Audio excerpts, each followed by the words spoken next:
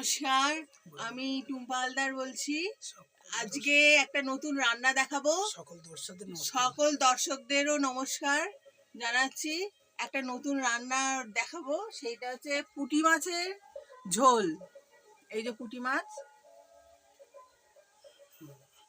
এইগুলো দিয়ে হবে। এই যে আনাজটা কি কি দিয়েছে? ডাঁটা, আলু, টমেটো,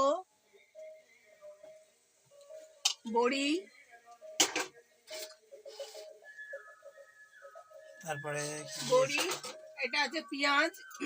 আমি প্রথমে 5 ফোড়ন, কাঁচা লঙ্কা, পেঁয়াজ দিয়েছি কড়াতে। এই যে নাড়ছি। মাছগুলোকে ভেজে দেবে তুমি? হ্যাঁ, এগুলোকে প্রথমে ভেজে রাখবো, ভেজে রেখে লাস্টে দেবো। প্রথমে পদ্ধতিটা আমি বলে দিচ্ছি কিভাবে করতে হয়।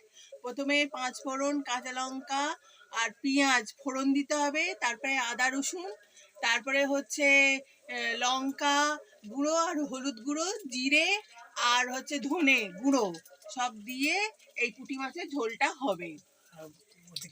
আর পুঁটি মাছটা ভেজে রাখবেন, তারপরে ঝোল ফুটে আসলে ডাঁটা, আলু, টমেটো, সবজি দিচ্ছি আর বড়ি দিচ্ছি। এই যে দিয়ে একটার পর একটা দিয়ে এই মশলা আছে,